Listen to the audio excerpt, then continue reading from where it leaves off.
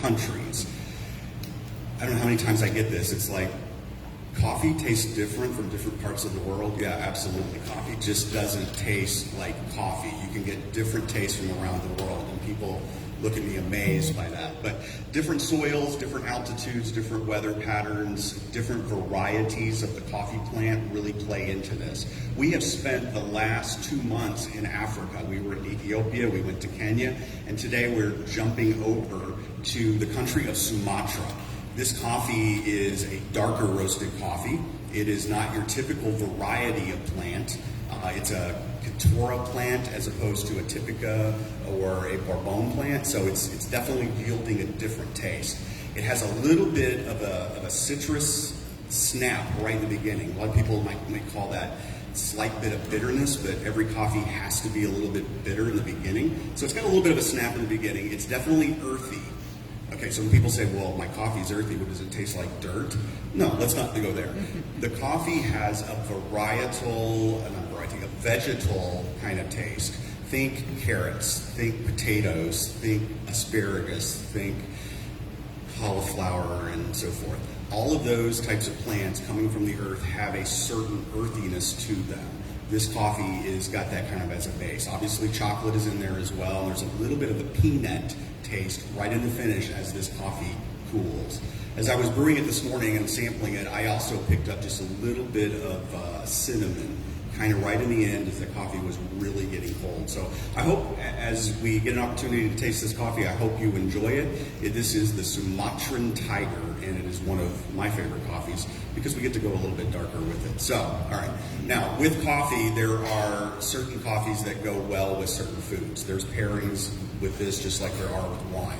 One of the things that a heavier coffee like this one will do is it goes well with spicy food.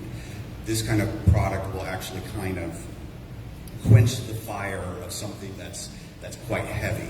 So this will go well with chips and salsa, which leads us into our presenter today. So without further ado, I'd like to introduce Megan Ramirez, and she is going to come up and present her company, Monterrey Mexican Bar and Grill.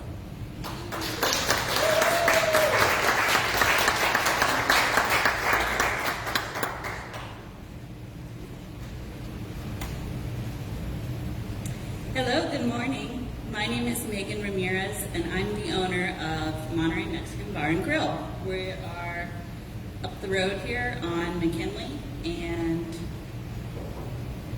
I am here to present about our new upstairs event space that we've recently renovated and our expansion of our catering that goes along with that. This is a little breakdown of our team we have at Monterey. As you might notice, there's quite a few of us with the same last name. We're a very family-oriented restaurant. We have myself and my husband and his brother, and then a few extra guys, and then my dad is our maintenance guy, which is a lot of fun to have my dad work for me now. A little bit about me. I'm from the area. I was born and raised here. I was homeschooled until 11th grade when I transferred to Penn High School and spent 2 years there and graduated, and then went on to a little private school in Crown Point, Indiana that most of you probably haven't heard of, but they gave me a scholarship, so, that's where you go, right? And so I graduated there in 2012 with a bachelor's degree in counseling, and I was ready to go out and start social work or, working with my church or something like that. But as fate would have it, I ended up shortly before graduating meeting my husband after church one Sunday. I was home visiting from college, visiting my family, and we went to a local Mexican restaurant for lunch after church, and I hit it off, I guess you would say, with our waiter. And he ended up asking me to dinner, and which I said no, because I didn't know who he was, and I was not going to go to dinner with him. So we texted back and forth for a while, and the next weekend I was home, he came over, and we cooked dinner and got to know each other and realized that maybe we liked each other a little bit and kind of went from there. So after graduating, 3 months later, I got married. And he was still working at the Mexican restaurant, which was expanding to its second location. And so they transferred my husband over there to run this second location, but it was smaller than the original. And I was working at a law office and then a marketing company for a while, and also helping part-time and at closing at the smaller second location. And through a various course of events, we ended up buying that second location when the original owner decided he was done running restaurants. So he had closed the first location and we bought the second one. And we stayed in our original smaller location, which is actually where Jimmy John's is now, down on McKinley. And we were there for about a year and decided it was just too small for what we were wanting to do with it. And we ended up moving back to the original location that the first restaurant was at. So the place where we met and it all began is now where our restaurant is. We've also since had 2 boys, and I work, and the timeline, I work from home mostly. I am in the restaurant for special events. A lot of the stuff that's happening in the new event space, I do that. And then I also stay home with both of the kids. So as you all know, last year we had a pandemic, and that was not fun for restaurant owners. It wasn't fun for anyone, but especially when you're trying to get people to leave their house and come out and buy something that they're then going to eat. It, took some planning, and we did some rebranding of things to make it more COVID friendly. We did Cinco de Mayo last year as a carry-out only event because we were in the middle of the lockdown. So my friend Amanda and I were out on the side of the road getting people to come in and buy tacos. We expanded our offerings such as curbside pickup and online ordering. And then we found that there was a lot of other local small businesses that were struggling, and so we were able to kind of band together with some of them and trade services and offer help where we could and send different resources to each other and share where we could. And then we also started in that last year renovating the upstairs. And originally for our building, there were 3 different restaurants in the same building. So the upstairs of our building used to be some kind of sketchy biker bar. And then it's been empty since then. So it was not a usable space by any means. And so we had a lot of interesting discoveries, tearing everything out from up there and cleaning it up and turning it into something we could use. I also had to recertify as the food manager, safety manager during COVID, which is kind of stressful in and of itself. And then during COVID, it was a whole new, wonderful experience. But I got to learn a lot of additional things that have been beneficial to us through COVID. The capacity of our new upstairs area is 120 people, so we're hoping to do small to mid-size events for groups like this, BNI, book clubs, bridal showers, business meetings, things like that. It is completely separate from the rest of the restaurant. It has its own private bar area and separate bathrooms, so a lot of people since COVID have discovered our space as a good place to have safe, spread out events. We charge $60 an hour if you order catering from us, and it's $100 an hour if you are not catering from us. And then that includes everything, tables and chairs and things like that. And then we also have added the ability to sell tickets for your event. If you're doing like a special speaker or a seminar or something like that, and you don't have the capability of doing your own ticket sales and guest lists, we can take care of that for you. We also are able to, through our networking and other business owners we know, offer a lot more than just an event space and tacos. We have a whole host of people that we can draw on to make your event extremely successful at a minimal effort on your part. And then these are the 2 catering packages we offer. We have the fajita bar and the taco bar. And then I listed out what you get, so you can see that the value for the price per person is really great for a lot of events, and we are fairly affordable, especially compared to a lot of our competitors.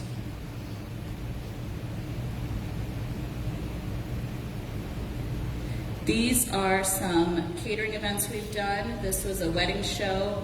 The cookies in the middle here are made by a friend of mine that works with me when I need specially decorated sugar cookies like this. So that is an example of something that you can get by working with Monterrey, that we like to bring along other small business owners as we can.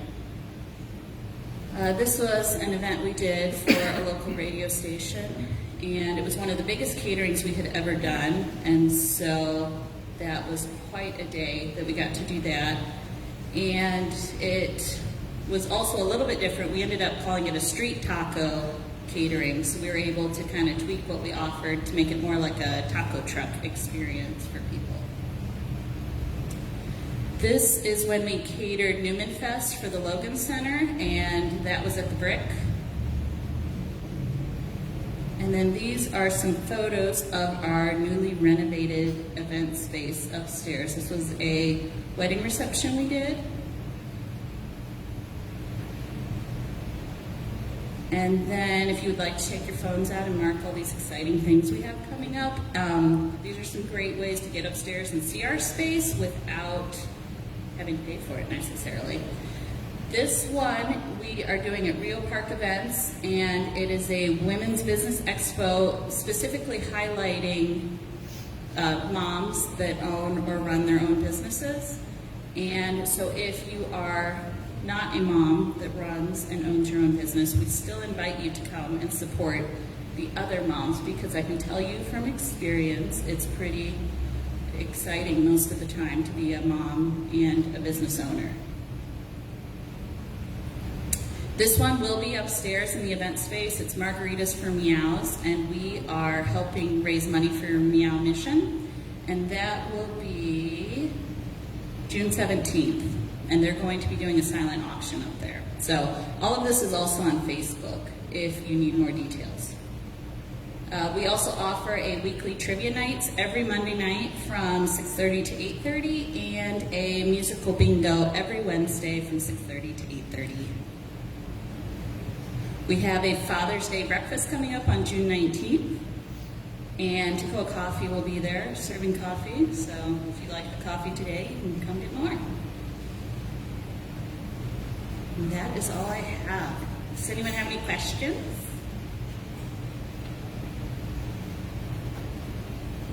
No? Good. Okay. Thank you. Goodbye.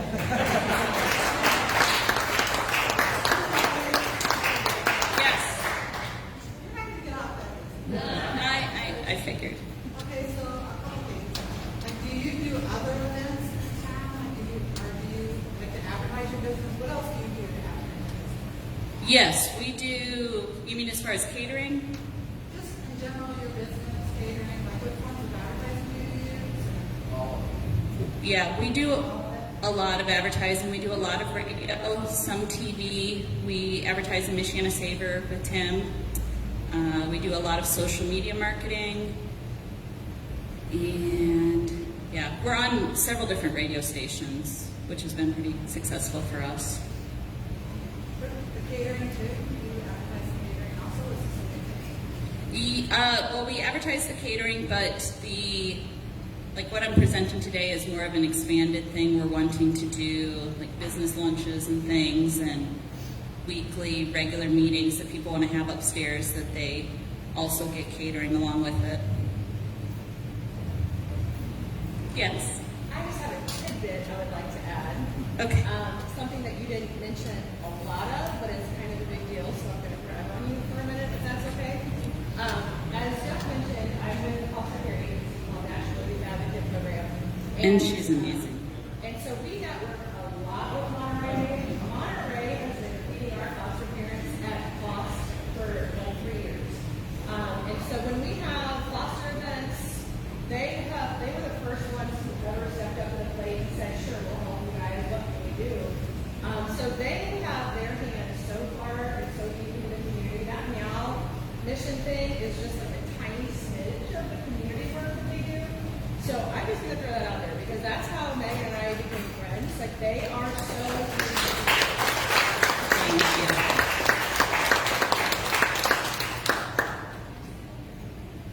Well, is there anything we can help you with as a community? We have 24 resources. Yes, well, I would love for you to keep us in mind for any upcoming events you have. If you would like to use our space for, like Jill just used it for a bridal shower for her daughter. So if you have, oh yes, you did your bowling dinner there, yes. So the radio's done quite a bit of stuff up there. So if you have an event coming up that you would like to talk to me about, my contact info is there. And also if you Facebook the restaurant or email or any of it, it all comes to me. So yes.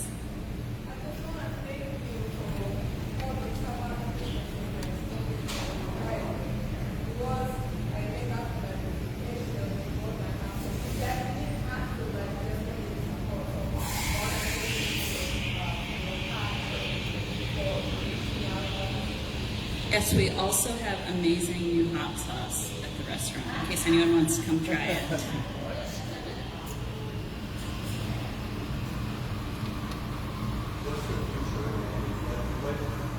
How do you expand beyond the menu today? It's an excellent menu. I leave for about 3 times a week. How do you, what are some of the things you're looking for? We are exploring the possibility of expanding our vegetarian and vegan options and becoming, I don't know if certified is the right word, or getting it to where people that have either food allergies or special dietary needs would be able to come and eat safely and have it be guaranteed that certain things were, you know, safe or acceptable for the level of whatever they were looking for.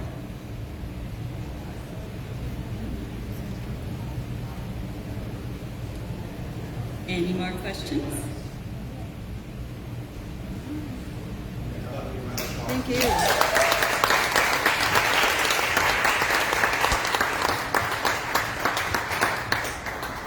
So we're talking about community, and community goes beyond just living in a community. There is also relationships within a community. And I think that's one thing that Monterey has done. I'm not just going to say Megan, even though she's the driving force behind it, but Monterey has definitely been a company that embraces the community and relationships behind that community. Chef Kalesa presented last month her hot sauce, and Megan was here for that and stay connected, and now that hot sauce is at her restaurant. And I think that is an amazing thing to actually have happen. And I know people from this community have supported other people in this community with their business, and I think that's really the heart of really what we're trying to build here. If you look around this room, your next customer may be in this room. So I think that's an important thing to keep in mind as well. I mean, sure, there are businesses out there that have amazing products, and the product sells itself. And you could probably put it on Amazon and it'd sit in your home and just never know any of your customers. Be an interesting model. To me, that would be very boring. Honestly, I really like connecting with my customers because relationships matter. And I think it's an important aspect of how we go about doing community within the business world is, do we build relationships and do we value those relationships? Again, the next customer you have might be in this room and it might be your largest customer. You never know. So what I would really encourage you to do once we kind of wrap up here today is mingle a little bit, drink some more coffee. There's plenty of chips and salsa over here.